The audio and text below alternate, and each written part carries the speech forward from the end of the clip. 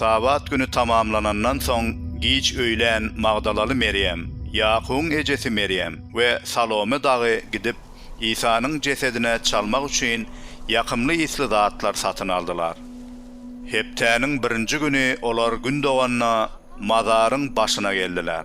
Olar biri-birlerine mazaryň agdyndan daşy bize kim aýryp bererke diýişýärdiler.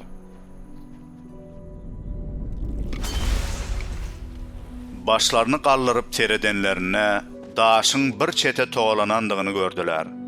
Daş gaty uludy.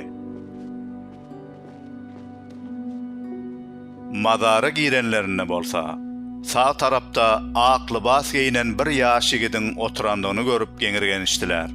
Ol bulara: "Geňirgenmäň. Siz haça çüýlenen Nasraly İsa'ny gözleýärsiňiz. İsa direlli. Ol bu ýerde ýok. Ine onuň cesediniň goýulan ýeri.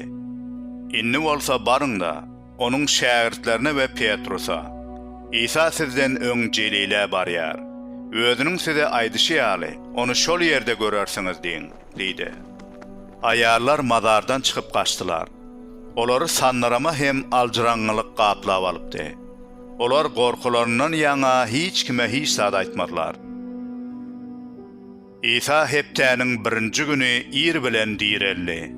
Ol ilki bilen Magdalaly Meryeme görünni. İsa onuň içinden 7 arwak jyny gowy çykarypdy. Meryem gidip muny İsa bilen bolan, inni bolsa oňa ýas tutup ağlaşyp oturan şägirdlerine habar berdi.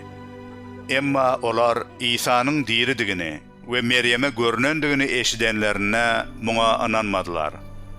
Şondan soň İsa oba tarap barýan iki şägirdine başga keşipde görünni.